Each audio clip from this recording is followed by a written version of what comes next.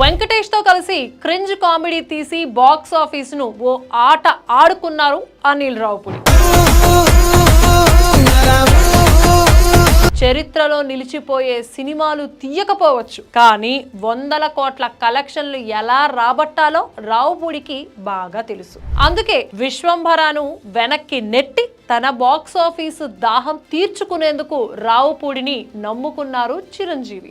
బింబిసారా దర్శకుడు Vashishtha రూపొందిస్తున్న socio fantasy చిత్రం మొదట సంక్రాంతి 2025లో విడుదల కావాల్సి ఉంది. సినిమా రెడీ అయ్యింది, కానీ సీజీలు ఘోరంగా ఉండటంతో 2026 జూలైకు వాయిదా వేశారు. ఈ సినిమాలో రెండో భాగం పూర్తిగా విఎఫ్ఎక్స్ మరియు గ్రాఫిక్స్ పై ఆధారపడి ఉండటంతో ఎక్కువ సమయం తీసుకోవాలని నిర్ణయించుకున్నారు.